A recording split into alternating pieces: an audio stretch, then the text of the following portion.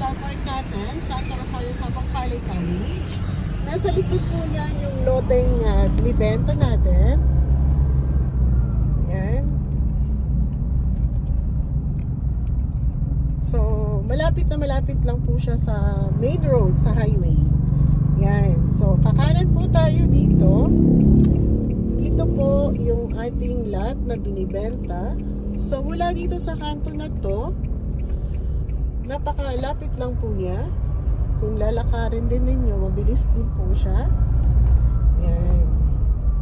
So, ito pong nasa kanan, kahabaan po yan ng Santa Rosario Sapang Palay College. Yan. So, sementado po ang ating daanan. Kung makikita ninyo, non-flooded po talaga dito. Walang kabaha-baha.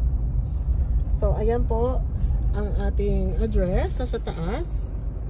Yan, Santo Rosario, Santo Niño 1. So, sa kanan, meron din po diyang access. So, ito pong area natin, tagus-tagus po yan dito. Marami pong access yan, maraming labas yan. Yan, so, dito po yung lot natin. Sa baba, yan. Yan. So, dito po siya. So, ito po siya nasa kanan. Yan. Ito po. Ito po yung lot na binibenta natin. Yan.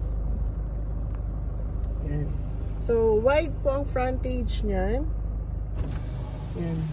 So, ayan po siya. So, marami lang nakalagay.